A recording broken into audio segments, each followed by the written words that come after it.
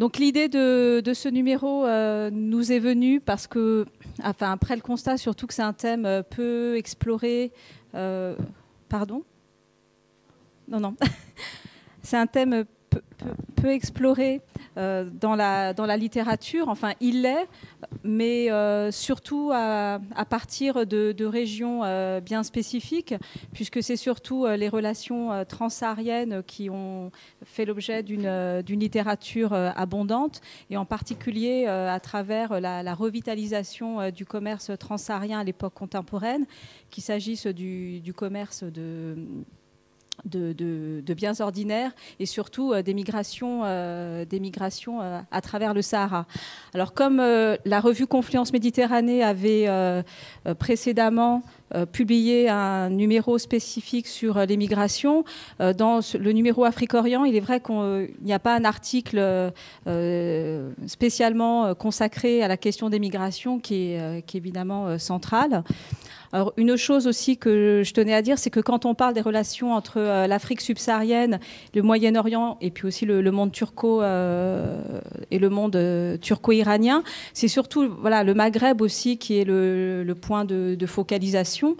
Et finalement, on a peu d'informations sur les relations entre le Golfe et l'Afrique subsaharienne, par exemple, ou ce qui se passe entre la Turquie et le continent africain. Alors, à notre grand regret, nous n'avons pas eu de proposition de communication avec un regard depuis l'Afrique subsaharienne. C'est ce qui manque sans doute à ce numéro, puisque finalement ces relations Afrique-Orient sont abordées d'un seul côté, d'un seul versant.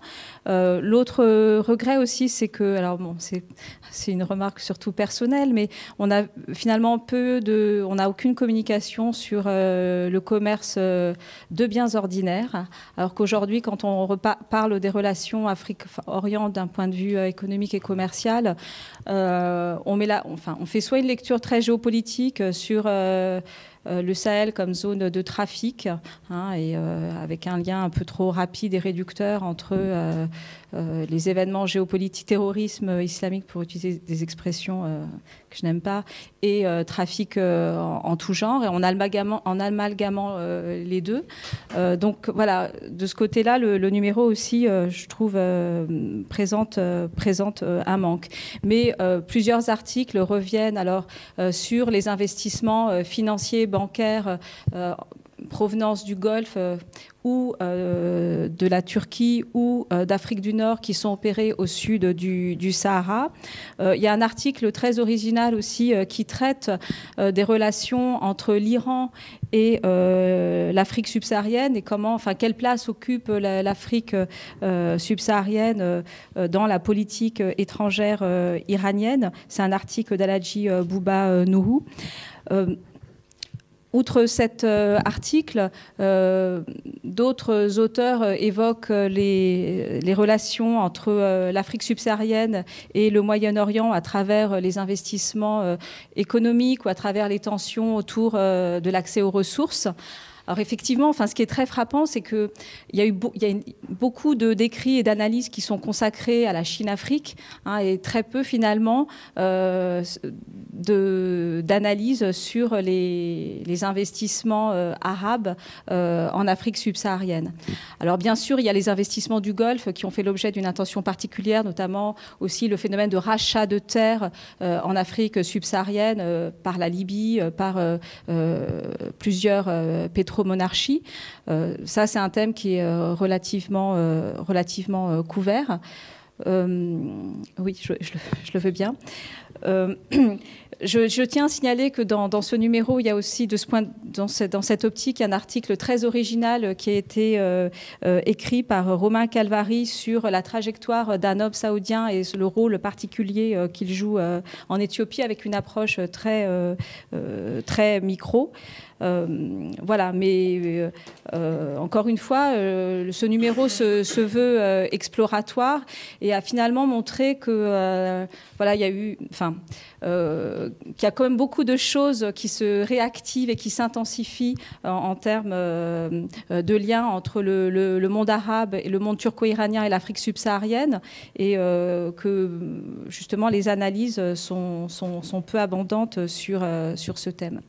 Alors, une chose aussi qui a été rappelée dans l'introduction, c'est le fait que tout le phénomène de turbulence géopolitique dans le monde arabe a finalement eu peu de répercussions en Afrique subsaharienne. Il y a le mouvement de contestation a été finalement assez limité. Alors, certains mettent en avant les problèmes technologiques ou ont glosé sur le Sahara comme barrière à nouveau pour évoquer aussi cette finalement faible propagation des événements, enfin, et des révoltes, du mouvement de révolte au sud du Sahara. Alors, je ne vais pas m'étendre davantage. Je vais laisser la parole aux auteurs. Alors, donc, je commencerai peut-être par Estelle Braque, qui a consacré un article aux investissements financiers et bancaires au sud du Sahara. Puis ensuite, je laisserai la parole à René Otaïek, qui a un regard plus centré sur les relations, enfin sur l'islam, enfin à partir du prisme de la religion, pour examiner les relations Afrique-Orient. Et puis Pierre Blanc, qui a consacré un article au problème de tension autour de la gestion des eaux du Nil. Voilà. Donc je vous laisse la parole. Merci Karine. Je me suis en effet intéressée au développement concret dans le domaine bancaire, voire financier, entre le monde arabe et l'Afrique subsaharienne. Partant de l'expérience peut-être assez notable du Maroc, qui a d'abord essayé qui est parti dans une stratégie de croissance externe, d'abord tournée vers le nord, ensuite tournée vers l'est, les autres pays du Maghreb, en particulier la Tunisie, et qui n'a pas trouvé dans ces pays son bonheur, et qui aussi, on va dire en conformité aussi avec son histoire plus ancienne, s'est tourné vers le sud, vers l'Afrique subsaharienne.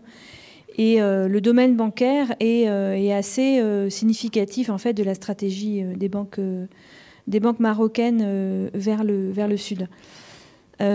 C'est quand on parle dans le domaine bancaire des liens entre le monde arabe et l'Afrique, l'exemple qui saute aux yeux et qui est le plus marquant. Il ne faut pas oublier que du côté également de la péninsule arabique, un certain nombre d'établissements bancaires, pour des raisons de concurrence interne forte, se sont également intéressés au marché extérieur. Et je dirais même pas uniquement pour des raisons de concurrence interne, mais également pour l'objet premier des établissements bancaires, qui est d'accompagner leurs clients entreprises. Donc les banques ont également développé une stratégie d'expansion vers l'Afrique subsaharienne pour accompagner les entreprises qui ont justement sont allées chercher un développement sur le continent et profiter de l'Eldorado africain, puisque le continent africain est vu comme le dernier Eldorado. Et non pas que le continent soit tout d'un coup devenu riche, mais que les richesses de l'Afrique, le rapport entre le couple rendement-risque est peut-être un peu moins élevé qu'il n'a pu l'être auparavant, ou bien dans un contexte d'économie globale relativement atone, le couple rendement-risque qu'offre le continent africain est une des raisons,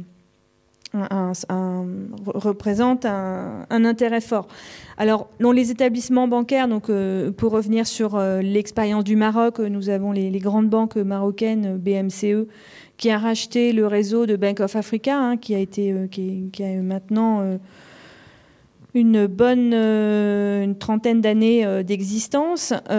Attijari a également développé un réseau propre en rachetant individuellement, non pas un réseau, mais en achetant des banques, des établissements dans différents pays. Ces deux banques en fait se développent en Afrique francophone principalement. Attijari a essayé de développer son activité au Maghreb, en particulier en Tunisie et en Algérie, et a eu de grandes difficultés, à la fois en Tunisie en achetant une banque qui a été, dont l'assainissement a coûté relativement cher, et en Algérie, l'obtention de la licence a été très très longue et a un peu découragé les Marocains.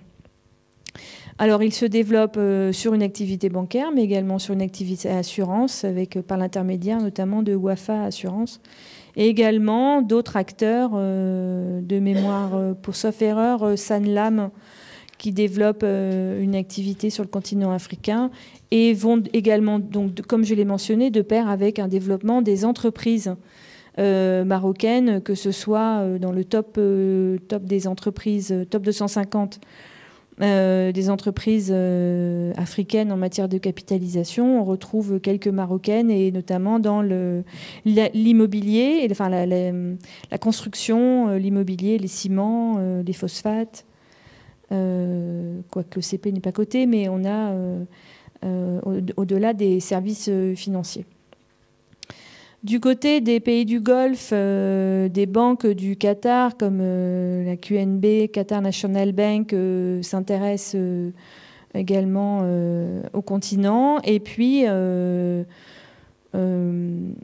finalement, une spécificité bancaire qui a fait connaître les banques arabes ces dernières années, la banque islamique, se développe également en Afrique subsaharienne, y trouvant une population musulmane dans des économies très peu bancarisées, donc à la fois un potentiel de bancarisation important et une population qui peut être intéressée par la finance islamique, qui se présente comme étant une banque de proximité, ce que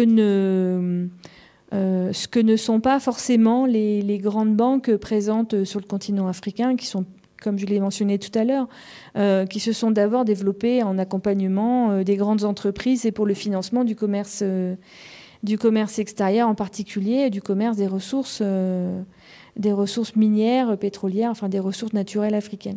Donc il y a un grand gap, une difficulté des banques africaines à rencontrer la population, avec des taux de bancarisation très faibles. Et la banque islamique se présente comme étant un candidat à la bancarisation de ces populations. Voilà un petit peu un constat qu'on peut... et en complément également, les fonds d'investissement de la péninsule arabique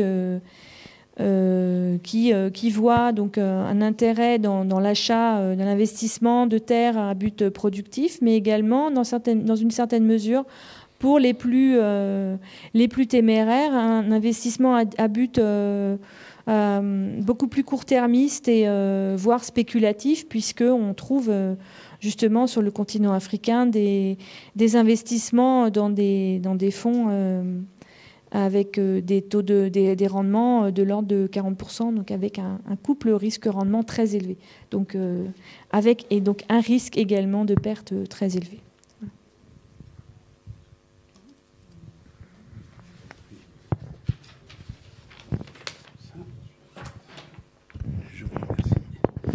Bien, bonsoir. Donc, je vais essayer de présenter en quelques minutes ma contribution à ce numéro. Alors, cette contribution, c'est un peu l'histoire d'un retour à un article sur les relations afro-arabes que j'ai publié en 1991, hein, ça ne date pas d'aujourd'hui maintenant, dans l'excellente revue Maghreb-Mashrek. Et je dirais l'idée que je développais dans cet article se résumait en fait à son titre qui disait à peu près ceci: aujourd'hui les relations, c'est-à-dire en 1991, ce que l'on observe dans les relations entre les pays africains et le monde arabe, c'est au fond une désintégration par le haut, c'est-à-dire une désintégration de l'intégration par le haut à travers donc les institutions de la coopération multilatérale, de la diplomatie même officielle, bilatérale entre États. Et donc à cette désintégration par le haut me semblait répondre une sorte d'intégration par le bas, favorisée par le jeu des réseaux, par le jeu des relations à la fois interpersonnelles, par le jeu de dynamiques de toutes sortes, commerciales, religieuses, confrériques, etc., etc. Et donc, il m'a paru intéressant, quelques 91, 2014, 2013, donc allez, on va dire 25 ans après, de revenir un peu sur cette problématique-là, surtout compte tenu du fait que, bien évidemment, en 25 ans, le monde a changé, c'est un truisme, mais également l'Afrique a considérablement changé parce qu'il y a eu une accélération de son intégration dans ce qu'on appelle la mondialisation, parce que le contexte géopolitique global de l'Afrique a également changé, et je ne pense pas uniquement à la zone saharienne. L'Afrique est également insérée de plus en plus, me semble-t-il, même si, bien évidemment, de manière subalterne et relativement marginale par rapport à d'autres régions du monde dans la finance globalisée, pardon. On parle également beaucoup, vous l'avez évoqué, donc de l'Afrique qui décolle, l'Afrique des classes moyennes. On peut discuter de ce que représentent véritablement les classes moyennes en Afrique et de quoi on parle exactement, mais il n'en demeure pas moins que c'est un sujet qui fait beaucoup parler. Et puis surtout, l'Afrique a connu au début des années 1991 ces transitions démocratiques, ou, soyons plus prudents, ces transitions politiques marquées par l'effondrement de la quasi-totalité des régimes de parti unique et de l'instauration du multipartisme associé le plus souvent à l'adoption également de réformes économiques néolibérales. Au passage, on peut peut-être penser que c'est précisément parce que l'Afrique subsaharienne a connu ces transitions démocratiques au début des années 1990 que l'effet d'entraînement que certains attendaient des soulèvements arabes, en particulier au Maghreb, ne s'est pas produit, même si on peut peut-être penser que le renvoi de Blaise Compaoré au Burkina Faso et le mécontentement qui s'exprime au Burundi depuis quelques semaines maintenant contre les velléités de renouvellement, d'amendement de la Constitution du président en exercice ont peut-être quelque chose à voir avec ces soulèvements arabes, mais je crois qu'il est important, encore une fois, de souligner le fait que l'Afrique a été un peu en avance sur le monde arabe de ce point de vue-là. Alors, une des observations que l'on pouvait faire au tournant des années 70-80, 1970-1980, c'est qu'on avait peut-être affaire en matière de relations entre l'Afrique subsaharienne et les pays arabes à une circulation quasiment à sens unique. C'est-à-dire que c'était plutôt du monde arabe du Maghreb, du Moyen-Orient, vers l'Afrique subsaharienne que se développaient les flux de toutes sortes, même si, bien évidemment, on pouvait observer également une circulation dans l'autre sens, mais je dirais l'essentiel se faisait dans le sens monde arabe, Afrique subsaharienne. Aujourd'hui, il me semble qu'on est en présence d'une circulation que j'ai appelée à sens multiple, c'est-à-dire une circulation nord-sud, sud-nord, mais également sud-sud, afro-africaine, ce qui complique bien évidemment les choses. Alors, Vous l'avez dit, Karine, mon prisme d'analyse à moi, en tout cas mon prisme d'observation, c'est l'islam. Non pas que je pense, bien évidemment, que la référence à la religion résume tout le politique et résume surtout tous les échanges entre l'Afrique subsaharienne et le monde arabe. Mais j'ai choisi d'étudier ce prisme parce qu'il me semble que, en tout cas de centrer ma réflexion sur ce prisme, parce qu'il me paraît tout simplement un bon analyseur de ce qui est en train de se produire en matière de relations entre ces deux régions, entre ces deux ensembles. Étant entendu, bien évidemment, que l'islam est une religion universaliste, je n'apprends rien à personne ici, et que les relations, je dirais, labellisées religieuses entre l'Afrique subsaharienne et le monde arabe s'inscrivent dans une historicité extrêmement longue qui va bien au-delà, je dirais, du début des années 1991 et a fortiori de la période très, très actuelle. Tout ça pour dire donc que l'Afrique s'inscrit également dans la globalisation par les flux religieux. La religion étant, me semble-t-il, un vecteur d'insertion très dynamique dans la globalisation. À cela, il faut ajouter le fait qu'on est de plus en plus dans une sorte de déterritorialisation de ces flux. Alors qu'à une certaine époque, les flux étaient centrés essentiellement sur les mouvements transfrontaliers, notamment les échanges de type confrérique. Les confréries sont, pour la plupart d'entre elles, transnationales, transethniques, et donc elles se moquent un peu des frontières. Aujourd'hui, cette transnationalisation passe de plus en plus par des flux virtuels, Internet, les réseaux sociaux, etc. Et on a là donc quelque chose qui est relativement nouveau par rapport à ce que j'avais pu observer au début des années 1980. Bien évidemment, Internet, à cette époque-là, n'existait pas encore. Ce que je mets également au titre de cette circulation à sens multiple, c'est que, alors que l'on pense généralement que l'Afrique est, en tout cas l'Afrique musulmane, si tant est qu'on puisse parler d'une Afrique musulmane, est simple réceptrice de modèles, de normes venus des pays arabes, je pense bien évidemment aux différents types de réformes de fondamentalisme, le wahhabisme, le salafisme, etc. Mais je pense également au soufisme, notamment en provenance du Maghreb et spécifiquement du Maghreb. Je pense également à des mouvements piétistes tels que Jamaat at-Tabligh wa ad-Da'wa. On peut penser également à, je dirais, quelque chose de relativement nouveau dans le paysage islamique ouest-africain en tout cas, c'est l'émergence du chiisme. Alors que pendant des années, le chiisme en Afrique de l'Ouest s'incarnait principalement dans des communautés immigrées libanaises. Il y a beaucoup de Libanais, pas uniquement chiites, mais beaucoup d'entre eux sont chiites en Côte d'Ivoire, au Sénégal, au Nigeria. Aujourd'hui, cette présence de moyen-orientaux chiites est toujours avérée, mais il existe au Sénégal maintenant une communauté chiite que l'on pourrait qualifier d'autochtone. Il n'y a rien de péjoratif dans ce terme-là. Et alors, ce qui est extraordinaire, c'est que le leader de cette communauté chiite, pour se légitimer dans le paysage religieux local, africain, national, s'est inventé une généalogie remontant au prophète, une généalogie chiite. Donc, on est, je dirais, en présence d'une invention religieuse qui est assez extraordinaire et assez fascinante.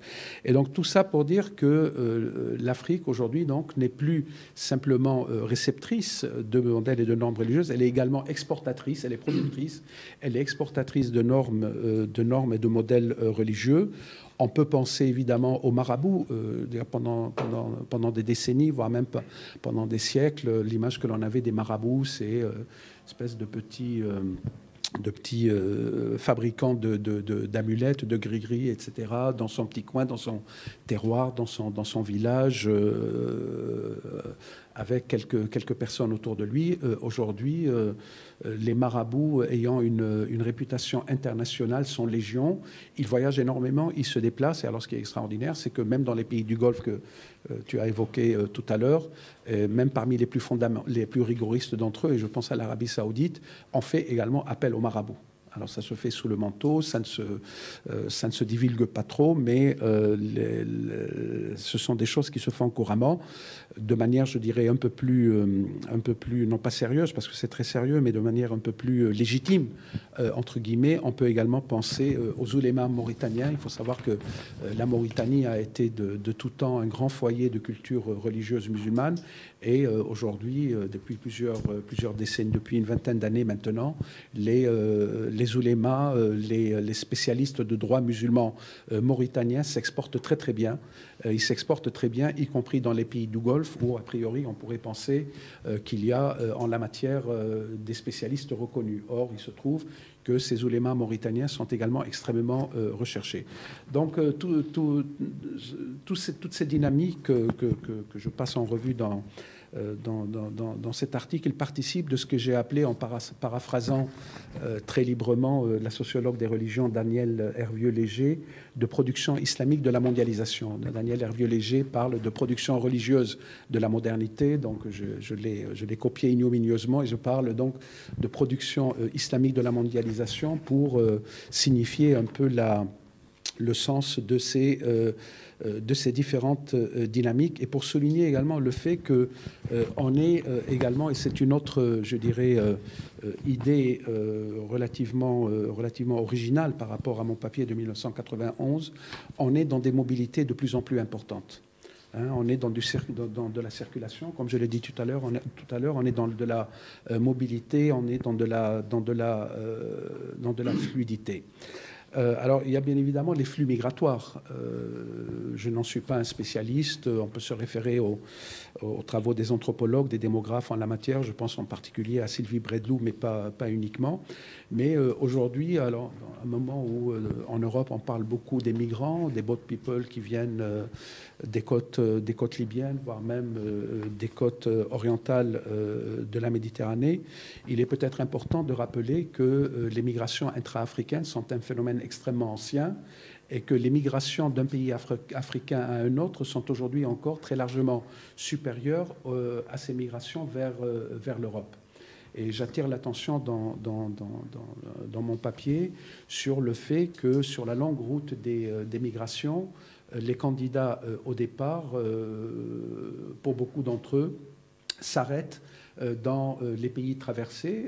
En l'occurrence, ça peut être l'Algérie, le Maroc, la Tunisie, qui deviennent pour le coup ces pays des pays d'accueil et non pas simplement des pays de transit. Et j'évoque également dans mon papier le volontarisme très, très fort que déploie le Maroc pour attirer des étudiants d'Afrique subsaharienne via la distribution l'octroi de bourses, voilà, via également la mise en place de programmes de formation des imams chargés bien évidemment de diffuser la bonne parole islamique telle que vue par le royaume chérifien. On voit bien ce qu'il y a, je dirais, derrière ça, c'est-à-dire une volonté, l'ambition de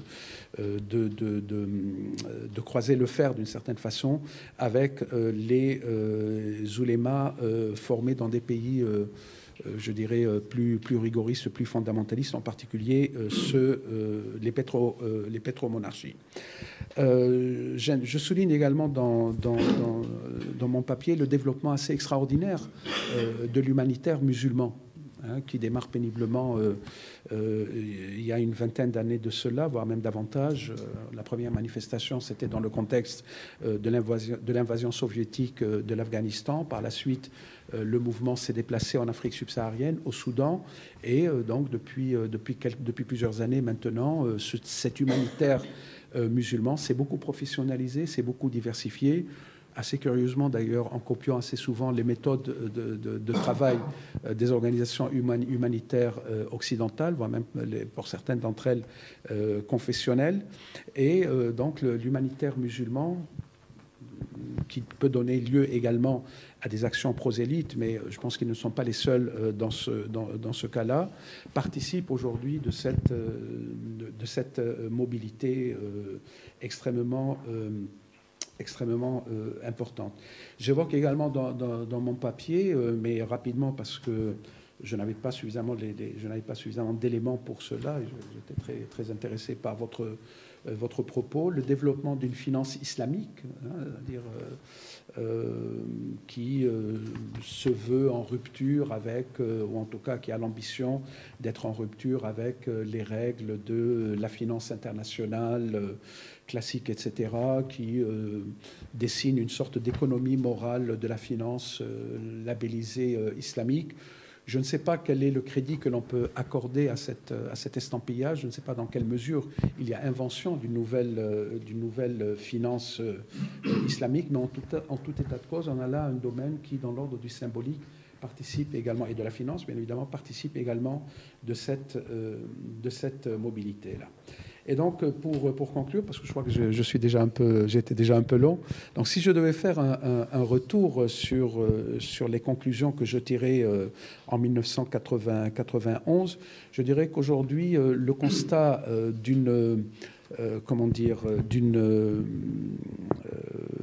d'un découplage fort entre diplomatie officielle et diplomatie officieuse, entre diplomatie par le haut et diplomatie par le bas. Ce découplage aujourd'hui me paraît être moins évident. Mais au-delà, je dirais également que ces dynamiques-là me semblent en tout état de cause, quel que soit le jugement que l'on peut porter sur elles, participer de ce qu'on pourrait appeler une invention différenciée de la modernité. Et là, je parodie Arjuna Padurai qui parle de la production d'une invention différenciée de la modernité, donc l'anthropologue indien Arjuna Padurai. Voilà, j'espère que je n'ai pas été trop long. Mais...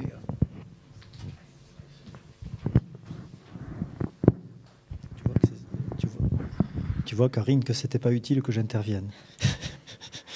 Parce que moi, je ne suis pas prévu sur l'affiche. Hein. La Dream Team, c'est vous trois. Mais bon, Karine m'a demandé de présenter rapidement le papier que j'ai écrit, dont le titre « De l'Égypte à l'Éthiopie, quand la puissance se déplace en Afrique nilotique ». Je suis obligé de relire le titre. Donc, je vais essayer de vous dire rapidement, de retrouver un petit peu les idées de mon article. Donc, c'est, vous l'avez compris d'après le titre, un focus sur le bassin du Nil, point de friction, point de confrontation, de rivalité entre un pays arabe d'aval qui est l'Égypte et puis des pays d'amont d'Afrique noire et en premier lieu l'Éthiopie. Je suis parti sur la question de la puissance, c'est-à-dire que voilà, la puissance se déplace sur le bassin du Nil aujourd'hui, ou plutôt il y a un rééquilibrage de la puissance sur le bassin du Nil, et l'eau, le Nil, l'eau du Nil, est un prisme qui révèle ce basculement de la puissance ou ce rééquilibrage de la puissance entre les pays d'aval, l'Égypte et le Soudan surtout, ou l'Égypte surtout et le Soudan, et les pays d'amont, en particulier l'Éthiopie. Vous n'êtes peut-être sans doute pas sans le savoir que l'Éthiopie est vraiment le château d'eau de cette région. Pour mémoire, 86% du débit du Nil qui coule en Égypte se forme en Éthiopie, avec le Nil bleu, l'Atbara et le Sobat. Et du reste, peut-être qu'on en discutera tout à l'heure, mais l'Éthiopie aujourd'hui insiste sur ses droits conférés par la géographie, quand l'Égypte insistera plutôt sur les droits conférés par l'histoire, puisque c'est elle qui, en premier, a mobilisé cette ressource du Nil. Donc je réfléchis, ou plutôt l'élément de réflexion, la clé d'analyse tourne autour de la puissance qui se déplace. Alors la puissance, j'ai repris une formule que j'aime bien de Serge Sûr qui dit la puissance, c'est une capacité de faire, c'est une capacité de faire, c'est une capacité d'empêcher de faire et c'est une capacité de refuser de faire. 4 dimensions de la puissance. Et si on prend le pays qui a été le premier à mobiliser la ressource, évidemment, l'Égypte, donc, c'est une vraie puissance qui a développé autour du Nil une capacité de faire, mais aussi une capacité d'empêcher de faire. Et c'est ce que je vais vous dire pendant très longtemps. Capacité de faire, eh bien, je ne vais pas remonter les temps longs de l'histoire jusqu'au pharaon. Simplement, c'est à partir du 19e siècle qu'on va intensifier en Égypte le recours au Nil, avec Mehmet Ali, ou Mohamed Ali, et surtout son petit-fils, le vice-roi d'Égypte, et donc à la fin du 19e siècle, dans un contexte de guerre de sécession, avec les prix du coton qui augmentent, eh bien, c'est une opportunité pour cette Égypte qui veut s'affirmer comme puissance. Et les premiers aménagements hydrauliques de l'Égypte, vraiment conséquents, se situent dans cette période. Voilà. Donc, il y a une volonté de s'affirmer comme puissance grâce à la mobilisation de la ressource en eau et donc grâce à la production agricole qu'elle permet. Capacité de faire. Je passe d'autres échéances avec... parce que l'Égypte reste quand même sous tutelle britannique à ce moment-là. Et c'est surtout après la Deuxième Guerre mondiale que l'Égypte va développer sa capacité de faire à partir de l'eau, avec bien sûr la révolution des officiers libres et l'arrivée au pouvoir de Nasser, qui va faire de la mobilisation de la ressource en eau un vecteur de la puissance. Pour produire de l'énergie et pour produire de l'alimentation. C'est vraiment la priorité de Nasser. Bon, je ne vais pas vous refaire l'histoire du nasserisme, mais c'est l'insistance sur la remobilisation de la terre par la réforme agraire et l'insistance sur la mobilisation de l'eau, qui sont au cœur du supposé miracle nassérien.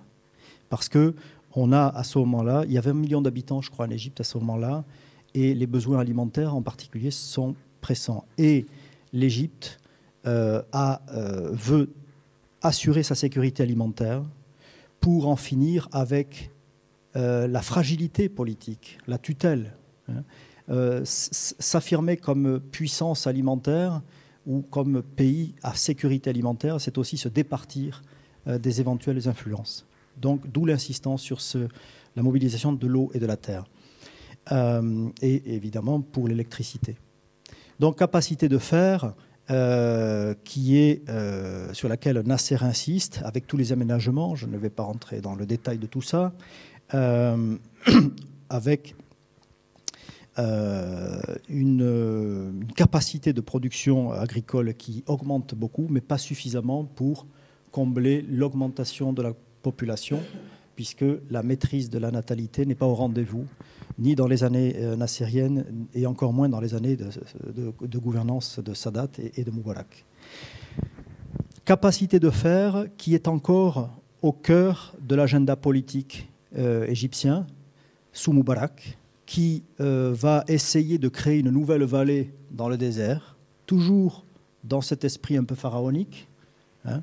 On se situe dans ce pharaonisme, c'est ça qui est assez époustouflant en Égypte, jusqu'à Sissi aujourd'hui, qui a confirmé quelques projets de ses prédécesseurs d'aménagement de régions désertiques. Voilà donc la capacité de faire égyptienne qui est toujours d'actualité et qui vient du XIXe siècle. L'autre élément de la puissance égyptienne, c'est la capacité à empêcher de faire. Donc l'Égypte est un pays d'aval, le dernier pays du Nil, et l'Égypte, donc depuis son indépendance en 1923, a cherché à empêcher les pays d'amont de mobiliser autant d'eau qu'ils pourraient le faire. Donc c'est la capacité d'empêcher de faire.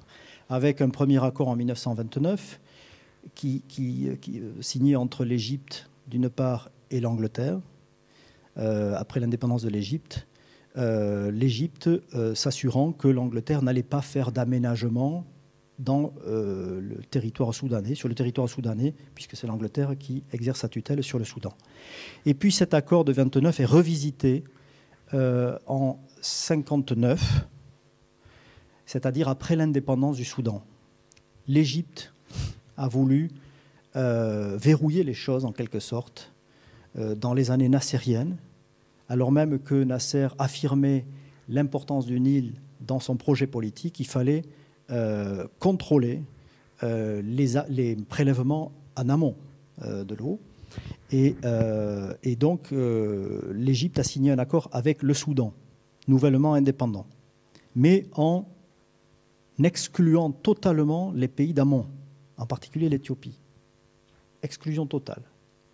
En 1959, il y a un accord égypto-soudanais qui, pour faire bref, conduit ces deux pays à se partager les eaux du Nil, avec, de mémoire, je peux me tromper, 58 milliards de mètres cubes pour l'Égypte et 18 pour le Soudan. Partage exclusif de l'eau entre ces deux pays. Et ces pays qui, donc l'Égypte surtout, qui donc met en avant sa capacité d'empêcher de faire, parce que du coup, les pays d'amont et surtout l'Éthiopie, qui est le château d'eau, n'a pas voix au chapitre. Ça, c'est la situation après 1959 jusqu'en 2010. Et c'est là qu'il y a basculement de puissance, en tout cas les négociations, ou plutôt le partage ou les tensions sur la ressource révèlent ce basculement de puissance. En 2010, on voit clairement s'affirmer la puissance éthiopienne à la faveur de deux initiatives, un accord diplomatique avec les autres pays d'amont, l'Ouganda, le Burundi, le Rwanda, le Kenya, et la décision de construire un barrage en Éthiopie d'une capacité tout à fait extraordinaire. Je n'ai pas les chiffres ici, mais ils sont dans l'article, que vous lirez tous évidemment en sortant, qui est le barrage de la Renaissance. Je vais y revenir. Donc, l'Éthiopie développe sa capacité de faire, à partir de 2010, et sa capacité de refuser de faire. Je disais, c'était une des 4 dimensions de la puissance. Alors, l'Éthiopie a changé. Moi, je ne suis pas spécialiste de l'Éthiopie, mais l'Éthiopie a beaucoup changé, on le sait. Les années de Mengistu sont très loin maintenant. Je ne reviendrai pas sur les vicissitudes de ce pays, sur la tragédie de la famine, liée notamment à la collectivisation foncière, la guerre dans l'Ogaden, et puis après le départ de Mengistu en 1991 et l'arrivée de Zénès Melawi, la sécession de l'Érythrée qui donne lieu à une guerre des frontières en 1998 qui fait 100 000 morts quand même. Bon. Donc on bascule au tournant des années 90, l'Éthiopie est loin de pouvoir s'affirmer. Et donc dans les années 2000, sortie de ces vicissitudes, cette Éthiopie se met à s'affirmer au point qu'aujourd'hui on parle de pays émergents ou de pays pré-émergents sur le plan économique. Bon, on pourrait discuter de ça.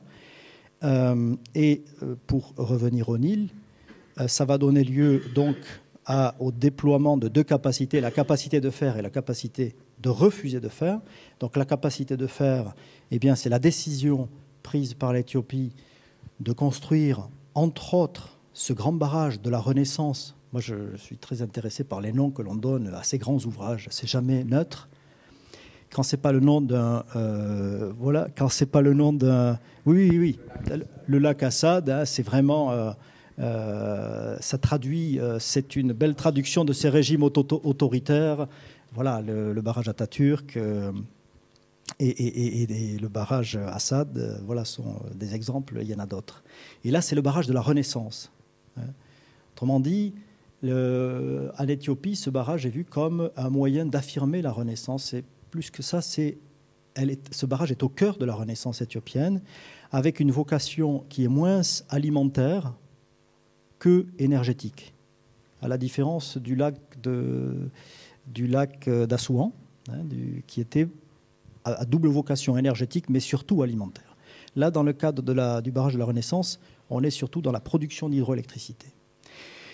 Et cette capacité de faire en se déployant, eh bien, titille les pays en amont, l'Égypte en particulier, parce que, on pourra en discuter, eh bien, le temps du remplissage de ce barrage, eh bien, on peut imaginer une diminution du débit du Nil en aval. Voilà. Donc, il y a toute une discussion sur le temps du remplissage.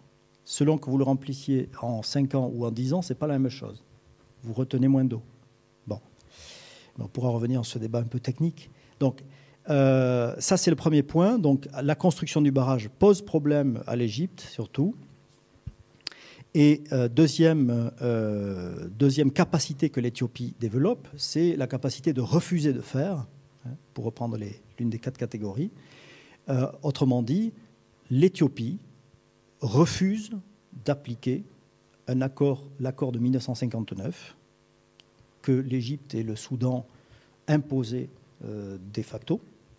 Eh bien, l'Éthiopie agrège autour d'elle les pays en amont, dans lesquels peu de débit du Nil en Égypte se forment, mais c'est une alliance qui renforce l'Égypte. Donc il y a agrégation de ces pays autour de l'Égypte pour déployer une capacité de refuser de faire, c'est-à-dire une capacité de refuser d'accepter cet accord considéré comme inique, l'accord de 1959. Donc en 2010, à la veille de la révolution égyptienne, il y a eu, l'Éthiopie a entraîné les différents pays d'amont pour qu'ils refusent donc ce diktat considéré comme tel de l'Égypte et du Soudan. Voilà. Et on en est un peu là, sauf que, bon, depuis, de l'eau a coulé sous les ponts. Mais pour dire quand même, et je finirai là-dessus parce que je ne voudrais pas abuser, et d'autant que moi, je n'étais pas prévu dans le programme, ça a beaucoup perturbé cette remise en question du statu quo, ça a quand même beaucoup perturbé l'Égypte. Beaucoup. Plus que le Soudan, d'après ce qu'on peut lire et ce qu'on peut lire. C'est un vrai problème en Égypte. C'est un vrai problème en Égypte. C'est une question nationale, la maîtrise hydraulique en Égypte. Pour les raisons que je vous évoquais. Bon, d'abord, il y a cette référence au temps long de l'histoire. Le Nil, c'est quand même au cœur de la construction de la nation égyptienne, je pense. Et puis, c'est vraiment vital. C'est vraiment vital pour les raisons que j'ai dites. 95% de la population égyptienne se trouve sur cette bande nilotique, c'est-à-dire 5% du territoire. Voilà. Donc, pour l'Égypte, c'est une question de sécurité nationale.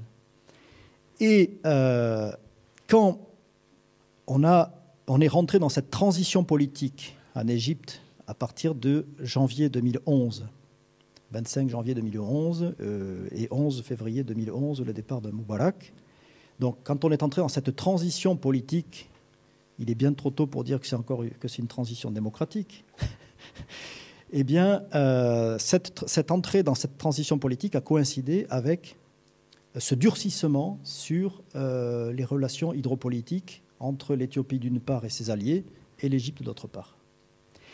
Et quand Mohamed Morsi est arrivé au pouvoir, eh bien, ça a fait partie des questions stratégiques qu'il a dû régler. Enfin, il ne les a pas réglées d'ailleurs, pas du tout.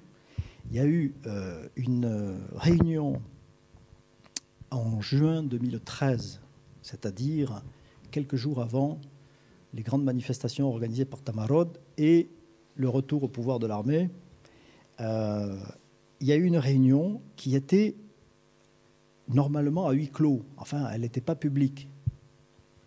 Sauf qu'elle a été filmée, cette réunion. Elle a été filmée et c'était très, très gênant parce que dans les gens qui étaient là, d'aucuns notamment disaient eh bien, il faut appuyer des mouvements d'insurrection en Éthiopie. D'autres disaient peut-être qu'il faut faire la guerre à l'Éthiopie. Enfin, tout ça a circulé. Donc ça a enflammé les relations entre l'Éthiopie et l'Égypte à ce moment-là. Et quelques jours après, Morsi a été conduit du pouvoir. Je ne suis pas en train de dire que Morsi a été conduit du pouvoir parce qu'il a très mal géré cette crise. Voilà. Mais ça fait partie des éléments qui se sont accumulés dans le dossier assez lourd de Mohamed Morsi. Et depuis, les négociations ont repris. Mais par contre, ne me demandez pas, parce que j'anticipais la question, ce que ça a donné. C'est très curieux. parce qu'il y a eu une réunion, il y a eu un soi-disant accord, mais rien n'a transparu. Rien n'a transparu. Voilà. Donc je compte bien d'ailleurs aller au Caire prochainement pour voir où ça en est, mais on ne sait pas précisément ce qui a été décidé à ce moment-là.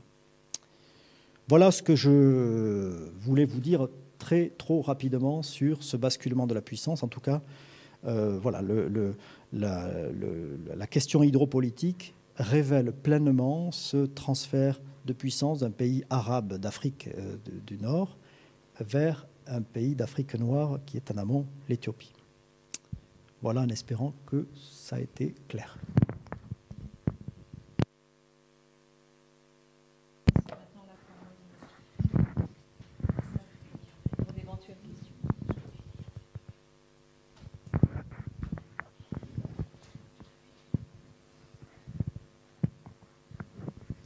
Peut-être à l'étage, il y a des gens peut-être à l'étage.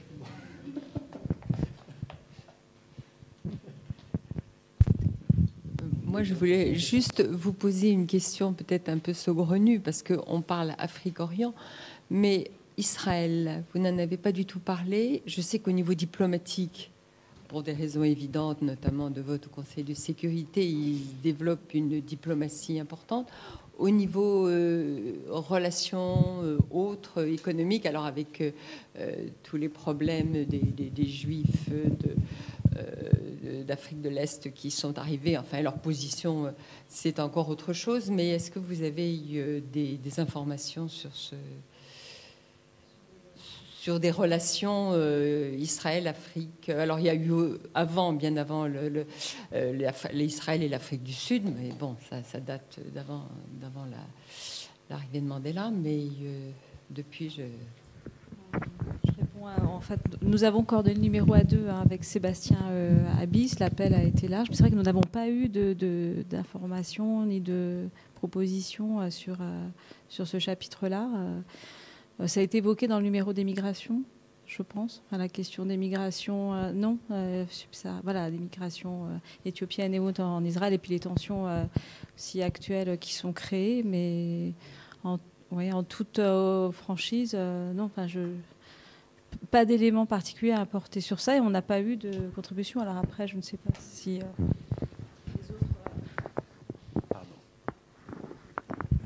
Oui, il y a un certain nombre de choses, même si il est relativement difficile d'avoir des informations très, très précises sur les relations entre Israël et l'Afrique subsaharienne. Ce qu'on peut dire, c'est que ces relations existent déjà avant les indépendances africaines. Il y a déjà, à la fin des années 40, bon, l'indépendance d'Israël, c'est en 1948, déjà très rapidement et décisivement à partir du début des années 1950, Israël noue déjà des relations avec des mouvements politiques dans un certain nombre de pays d'Afrique subsaharienne, en particulier des pays qui apparaissent a posteriori comme des pays cibles. Je pense notamment au Nigeria, mais je pense également à l'Ouganda. Ces relations passaient également très souvent à travers les organisations syndicales, et en particulier la Histadrout, qui avait entretenu des relations très étroites avec un certain nombre de syndicats d'Afrique subsaharienne, en particulier dans les deux pays que j'évoquais à l'instant. Alors pourquoi le Nigeria, et surtout pourquoi l'Ouganda? Je crois que l'Ouganda était important dans la diplomatie israélienne parce que c'était une façon de prendre un peu à revers le monde arabe. Par la suite, Israël a développé des relations assez suivies avec un certain nombre d'autres pays africains. C'est-à-dire qu'il y a eu une diversification de ces relations dont l'objectif était, du point de vue israélien, de briser l'encerclement diplomatique dont Israël estimait être victime de la part des pays arabes. Et en fait, jusqu'au début des années 1970, et assez curieusement, y compris dans des pays d'Afrique subsaharienne très islamisés, il y a davantage de relations avec Israël qu'avec un certain nombre de pays arabes. Le basculement va se produire au début des années 1970 avec la crise du pétrole, avec la guerre du Ramadan, la guerre de Kippour, c'est selon où l'on se place, et donc la rupture des relations diplomatiques entre la plupart des pays d'Afrique subsaharienne et Israël. Mais en dépit de cela, des relations vont se maintenir, et en particulier des relations commerciales. Vous avez vous-même évoqué les relations très étroites qui existaient entre Israël et l'Afrique du Sud de l'apartheid. À cet égard, d'ailleurs, il y avait eu une sorte de deal à un moment donné entre... et j'en parle dans ce fameux article de 1991, un deal entre la Ligue arabe et l'Organisation de l'unité africaine qui consistait à dire à peu près cela. Vous rompez vos relations diplomatiques avec Israël. Donc, ce sont les pays arabes qui disaient ça aux pays africains, en échange de quoi nous développons, nous augmentons notre aide financière et nous nous engageons à ne plus livrer du pétrole à l'Afrique du Sud de l'apartheid. Donc, bon, à vrai dire, ce deal n'a jamais été respecté ni d'un côté ni de l'autre. Par la suite encore, Israël a fait une sorte de comeback dans un certain nombre de pays africains. Je pense par exemple au Cameroun, je pense au Congo, à d'autres pays également. L'expertise israélienne en matière de protection rapprochée des chefs d'État étant très appréciée par un certain nombre d'autocrates africains.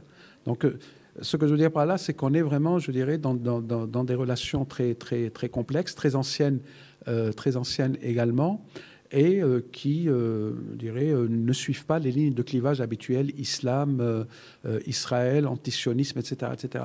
On est dans quelque chose de beaucoup plus compliqué, où souvent, je dirais, les relations bilatérales, les relations anciennes, parfois également des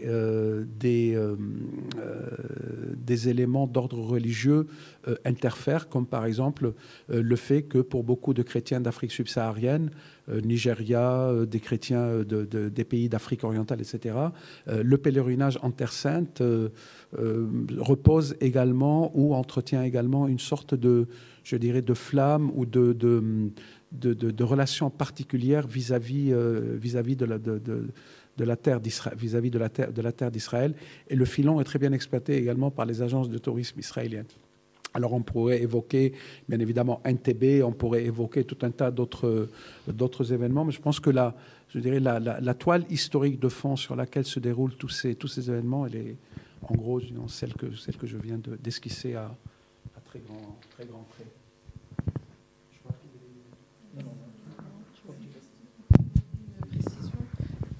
Vous avez dit qu'en fait, il y avait une volonté de prendre à revers le monde arabe par rapport à l'Ouganda. Est-ce que vous pouvez donner des précisions? Et j'ai une série de questions pour ne pas oublier ensuite. C'est aussi, je voulais, c'est sur les limites de l'Afrique-Orient, parce que déjà, les limites du Maghreb sont discutées, tout comme les limites géographiques de l'Afrique subsaharienne. Donc, quelles sont les limites géographiques que vous avez en fait adoptées? Parce que, par exemple, concernant le Soudan, il y a discussion, concernant la Mauritanie également. Donc, voilà. Ensuite, je voulais... savoir comment vous, notamment vous, monsieur, concernant les choses, les relations entre marabouts et les dignitaires saoudiens qui se font derrière le manteau. Je voulais savoir, vous, quel était votre matériau, comment vous avez obtenu ces informations, puisqu'elles sont derrière le manteau. C'est juste pour comprendre quelle enquête vous avez menée pour arriver à ces données, en fait. Et voilà pour l'instant, en fait. Juste une dernière question.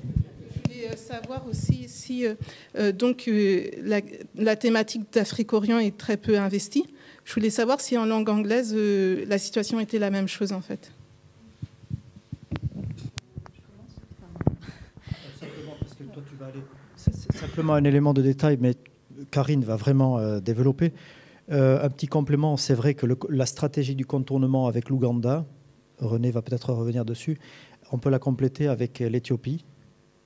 Israël a développé des relations, alors il y a la question des falachas, etc., mais il y a une relation géostratégique avec l'Éthiopie de contournement qui fait que les relations entre Israël et l'Éthiopie sont très intenses, y compris dans le domaine hydropolitique ou hydraulique, avec un appui très important de l'ingénierie israélienne dans le domaine de l'eau en Éthiopie.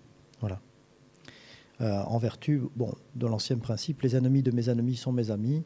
Voilà, on peut lire aussi les relations israélo-éthiopiennes à cette zone-là, par rapport à l'Égypte et aux pays arabes. Juste un mot rapide sur la question des limites. Vous avez bien fait de soulever la question. Les limites du Maghreb comme celles du Moyen-Orient sont éminemment discutables. Donc on n'a pas fixé un cadre spécifique dès le départ. On a ouvert d'ailleurs, on a aussi discuté sur le titre. Afrique-Orient, c'est éminemment... on peut débattre longuement de la pertinence du titre Afrique-Orient qui avait le mérite d'être court. Après, vous avez raison de pointer le cas particulier de ces pays charnières, Mauritanie, Soudan, Tchad. Certains qui ne font pas partie de la Ligue arabe, mais où on parle arabe, je pense en particulier au cas du Tchad, et que dans le monde académique, on fait tantôt, et aussi dans le monde diplomatique, tantôt bascule côté monde arabe, tantôt côté Afrique subsaharienne. Donc on les a intégrés. Après, il y a peu de travaux sur vous le rappelez encore, sur les relations avec le monde arabe. Après, il y aurait beaucoup à dire, connaît un peu le Tchad et René aussi, sur les investissements arabes qui sont importants justement dans ces pays charnières et sur les liens à la fois humains, culturels et aussi sans doute plus institutionnels. Voilà. Donc ça, c'était pour les limites, mais on l'a rappelé quand même, le côté flou et incertain des limites. Et l'autre question, je me souviens plus.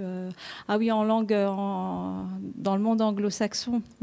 Alors, j'ai pas la prétention de tout couvrir, mais il me semble que ça fait aussi, un peu écho à ce qui s'écrit en langue française. Alors, on pourra toujours vous sortir le nom d'un auteur. Je pense à quelqu'un comme Judith Schill, qui est allemande, mais qui écrit beaucoup en anglais, qui est ancrée dans le monde anglo-saxon. Elle a beaucoup travaillé sur... notamment la frontière algéro-malienne et sur les relations, les connexions commerçantes. Voilà. Donc ça fait partie des rares personnes qui font du terrain à la charnière monde arabe, Afrique subsaharienne. Mais c'est vrai qu'il y a peu de choses. Il y a beaucoup de gens qui parlent aussi sur les liens économiques et autres qui ne font pas de terrain. Voilà. Donc je laisse la suite... apporter un complément au passage sur les limites. En fait, elles dépendent aussi de la question posée et c'est aussi un positionnement des acteurs qui peut être différent. Par exemple, dans le cas des acteurs économiques et bancaires et financiers en particulier, certains pays sont davantage tournés vers l'Europe et certains pays maghrébins ne se sentent pas africains, ne se prétendent pas africains, alors que les Marocains, certains acteurs ou les acteurs que j'ai pu rencontrer dans le domaine bancaire et financier, voire économique, depuis ces dernières années, affirment être africains. La conférence bancaire africaine, l'Africa Banking Forum, a été fondée en 2010-2009 pour sa première... à titre d'exemple, pour sa première session. Il s'est tenu les premières années en alternance entre Marrakech et Tunis. Et dans cet Africa Banking Forum, donc cette conférence africaine bancaire, était peuplée à 81% dans l'assistance non subsahariens.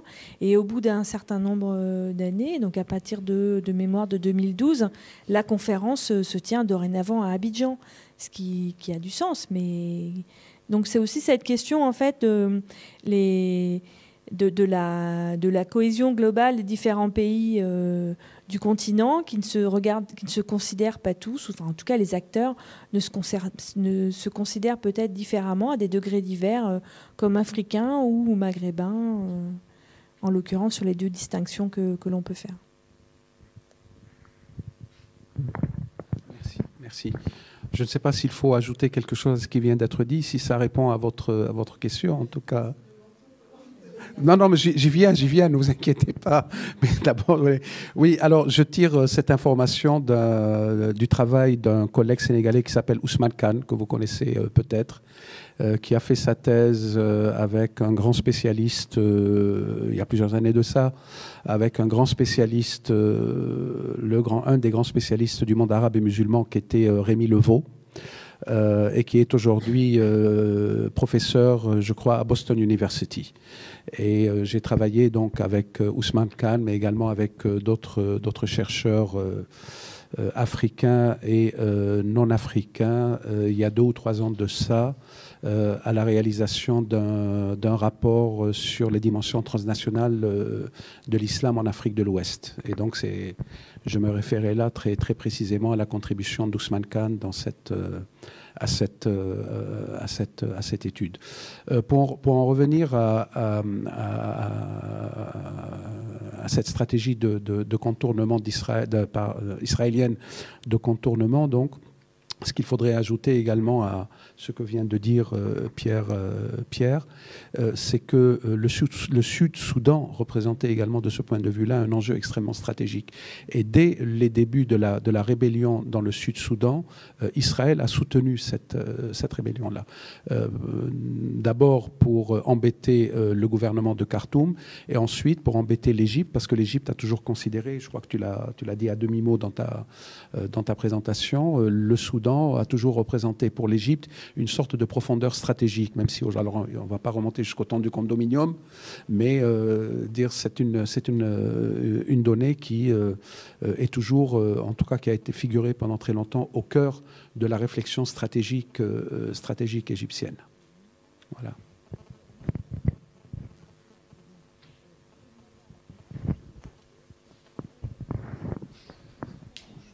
Moi j'aurais une question. Je sais pas.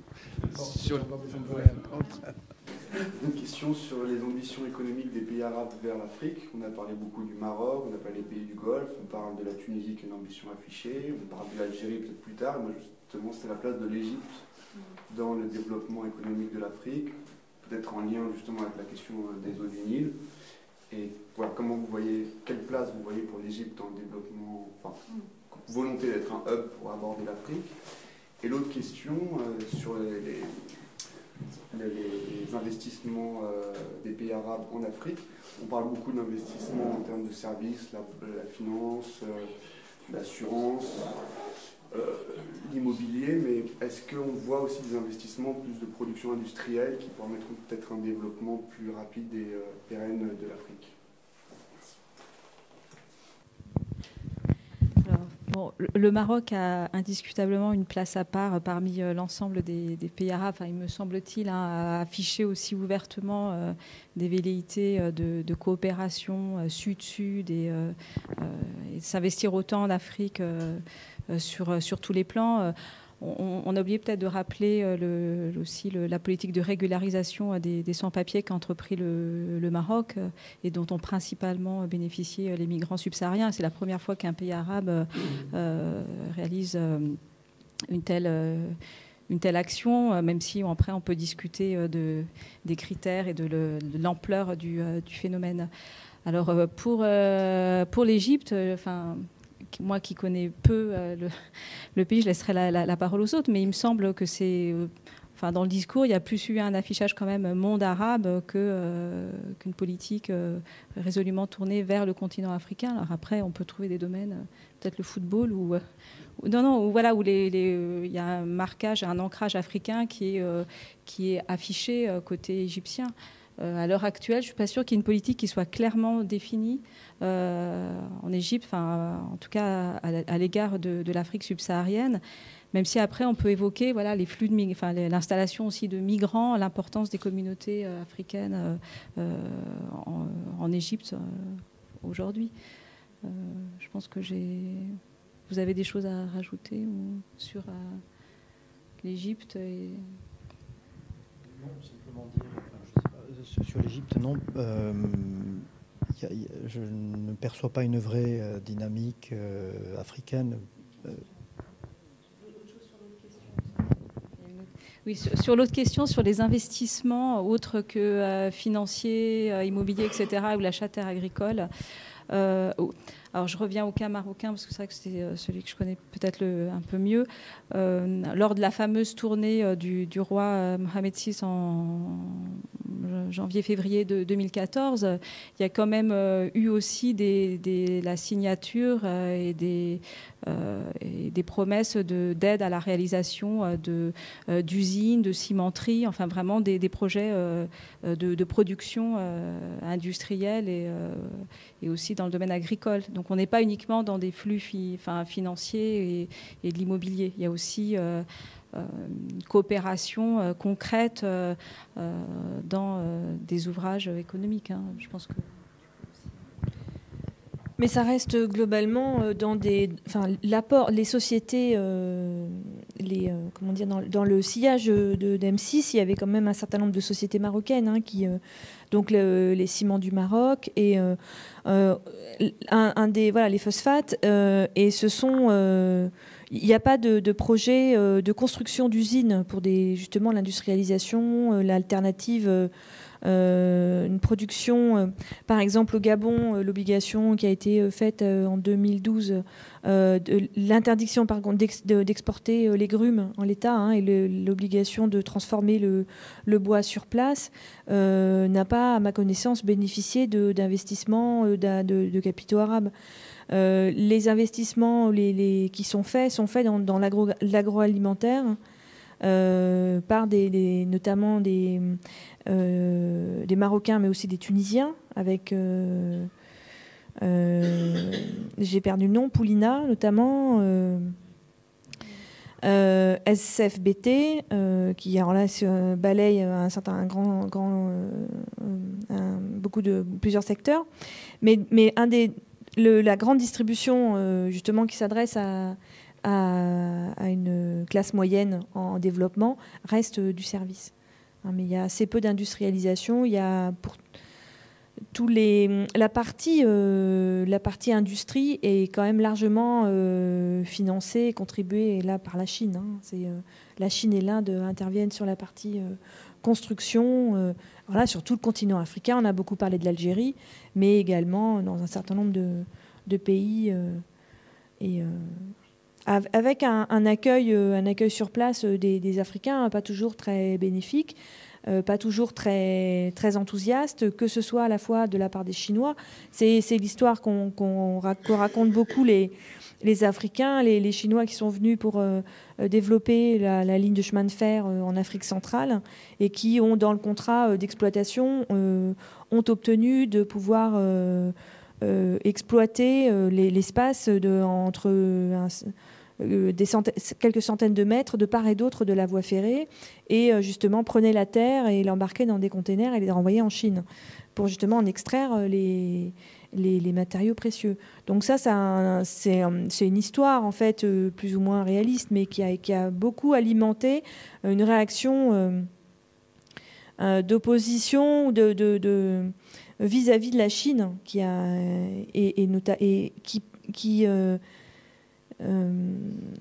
une réaction aussi à une sensation d'invasion, notamment aussi de la part des Marocains, qui, pour notamment une des banques que j'ai citées tout à l'heure, qui a une stratégie très, très agressive. Et là, ce que j'ai pas mentionné oralement, mais il y a quand même des différences culturelles fortes entre le Maghreb et l'Afrique subsaharienne, et la stratégie Et la façon de faire du business, le business n'est pas tout à fait la même. Et donc il y a un peu des frictions. Tout ça ne se fait pas forcément sans heurts. Voilà ce que je pouvais dire.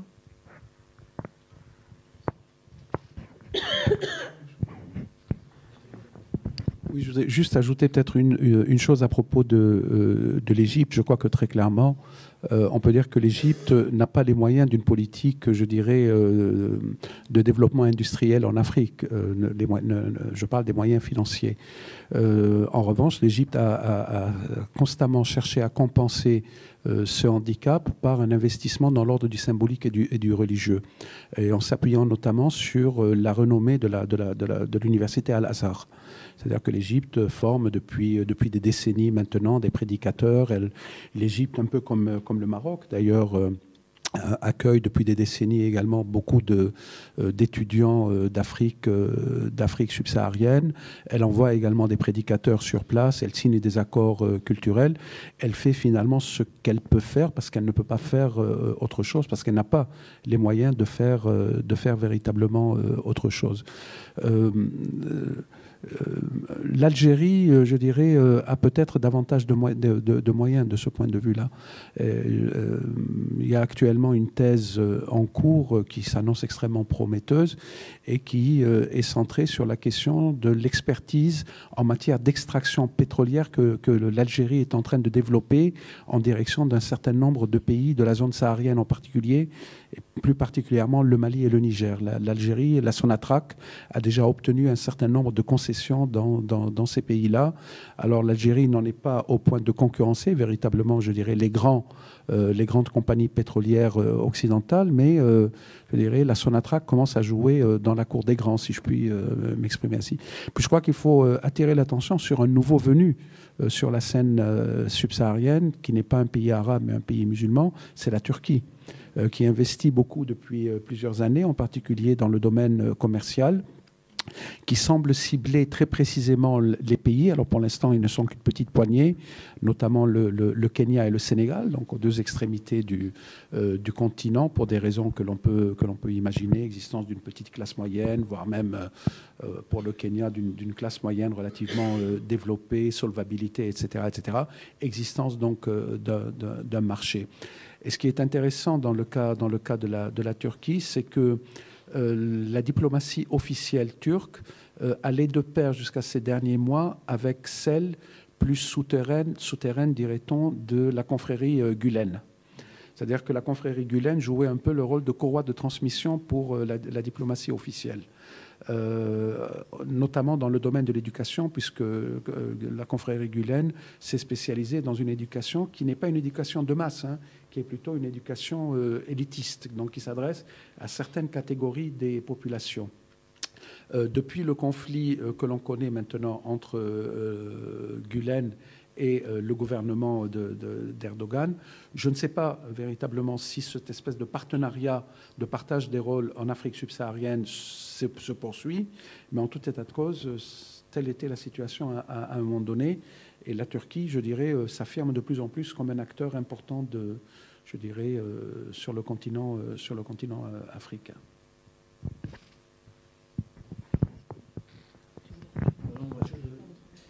René a très bien dit et mieux dit ce que je voulais dire sur l'Égypte. Simplement, oui, sur la Turquie, il y a aussi la coopération, l'agence de coopération turque, je ne sais plus comment elle s'appelle, qui est le pendant de l'AFD, qui est très dynamique en Afrique subsaharienne. Voilà. Et sur l'Égypte, non, mais tu as tout dit, qui est un pays avant tout arabo-centré. Jusqu'à connaître l'éclipse, on avait fait un numéro de Confluence paru en décembre 2010, à la veille de la Révolution. Ça s'appelait Égypte l'éclipse. Donc on avait prédit ce qui allait se passer en janvier. Enfin on ne l'a pas prédit du tout, mais... Oui.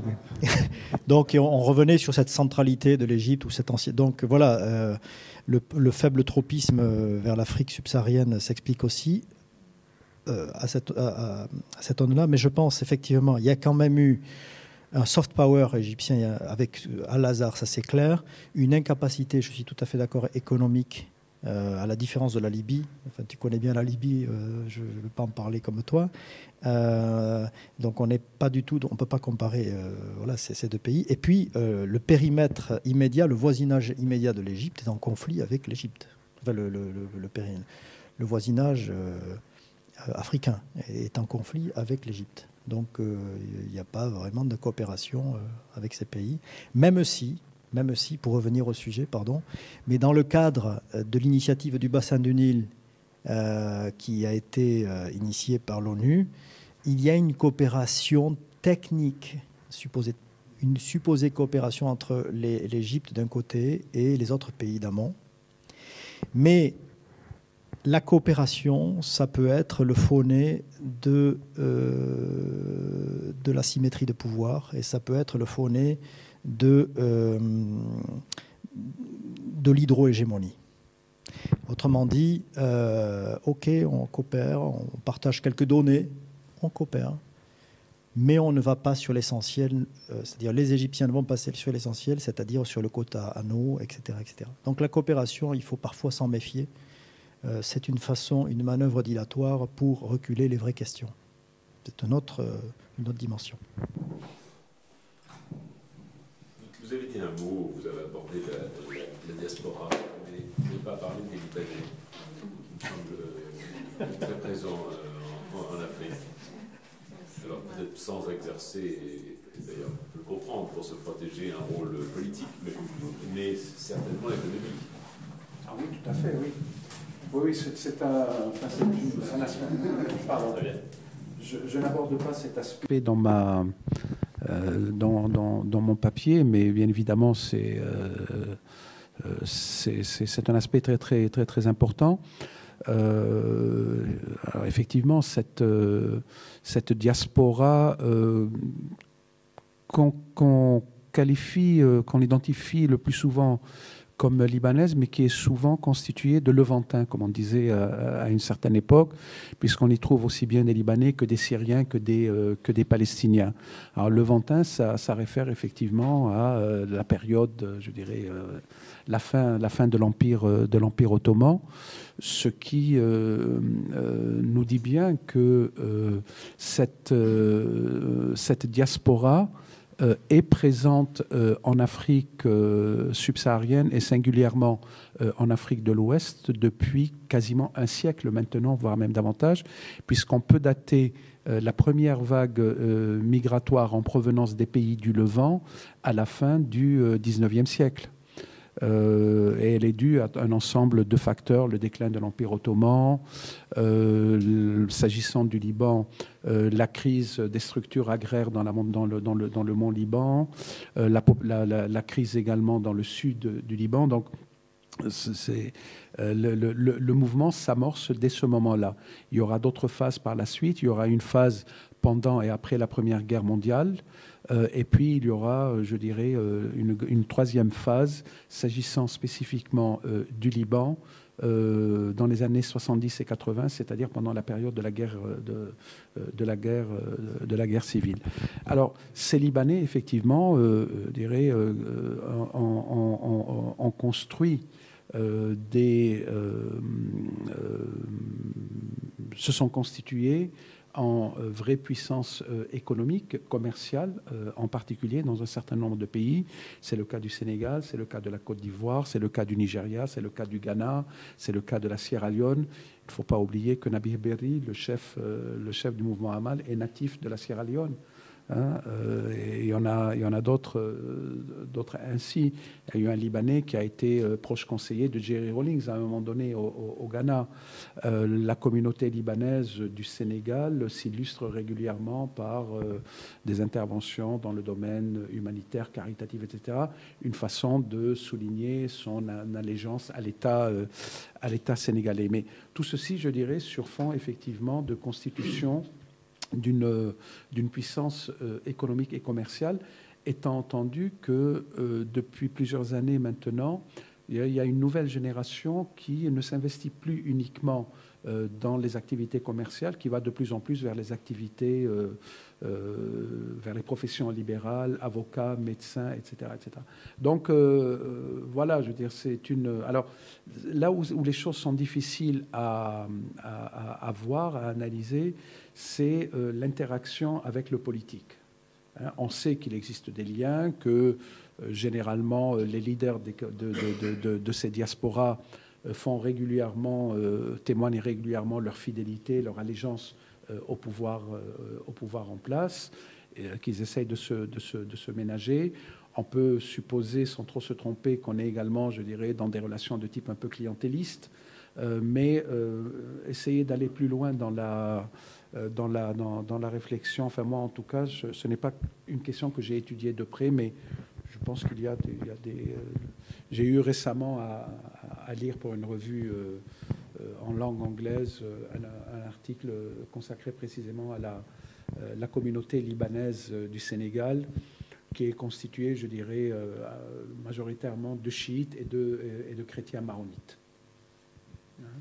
Donc les stratifications à l'intérieur de cette communauté, les divergences, les clivages qui se sont produits au moment de la guerre civile, et puis en dépit de tout, le fait qu'il y a, je dirais, un sentiment de communauté, je dirais, qui est lié aux faits minoritaires, aux faits migratoires et aux faits minoritaires également. Donc très, très complexe.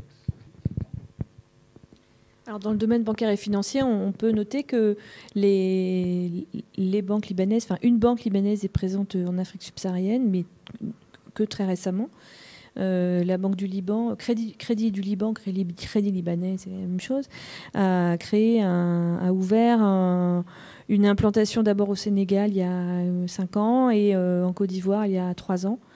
Et on peut justement, au regard de la longévité, de la présence libanaise sur le continent, du fait que cette implantation du Crédit du Liban soit aussi récente, il est aussi vraisemblable que la stratégie du Crédit du Liban a été également promue par des impératifs internes à la région Proche-Orient, puisque le Liban aussi, la place financière libanaise, on a souvent qualifié le Liban comme la Suisse du Proche-Orient, pas que pour ses montagnes, mais également pour son secteur bancaire. Et le Liban a longtemps servi de plateforme financière et d'interconnexion entre la péninsule arabique ou le sud-est et l'Europe, et qu'aujourd'hui, justement, les banques, les institutions financières et les acteurs bancaires et financiers de la péninsule arabique dialoguent directement avec l'Europe et avec le reste du monde, avec la Chine de l'autre côté,